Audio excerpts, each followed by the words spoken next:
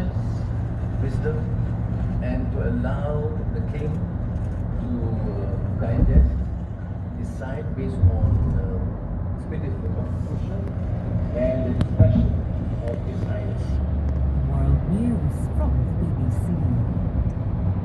President Bashar al-Assad of Syria has visited the scene of wildfires that ravaged the country's coastal belt and described the situation as a national catastrophe.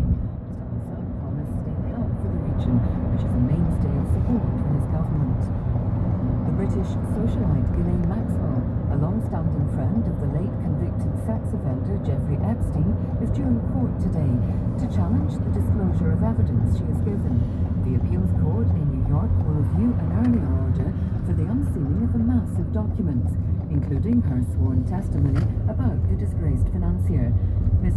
Maxwell argues that this would jeopardize her ability to defend herself against charges of trafficking underage girls for Epstein, charges she denies. Activists from the environmental group Greenpeace have boarded a super trawler in the North Sea, saying they prevented it from fishing in protected waters. The vessel, the Helen Mary, is capable of catching hundreds of tons of fish each day, using nets more than a kilometre long.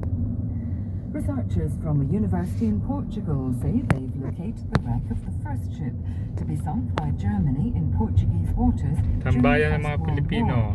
The Terje was a Norwegian registered steamship. Alison Roberts reports from Lisbon.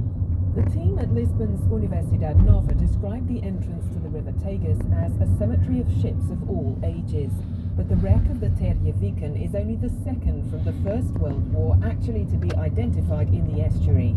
The 105-metre freighter was carrying a cargo of wheat from Texas on the 17th of April 1916 when it hit the mine off Cascais, west of Lisbon, the first victim in Portuguese waters of the German Navy.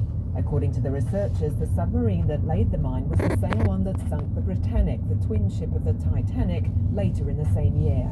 BBC News.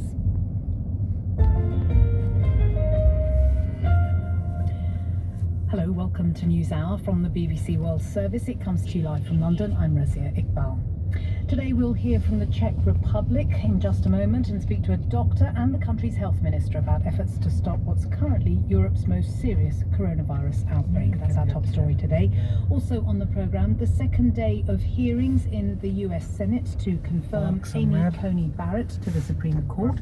It has just started and I can see that Senator Lindsey Graham, the Republican chairman of the Judiciary Committee, is currently speaking. We'll bring you more from Washington DC and we'll hear from Pennsylvania in our series of reports from battleground states just a few weeks before the presidential election.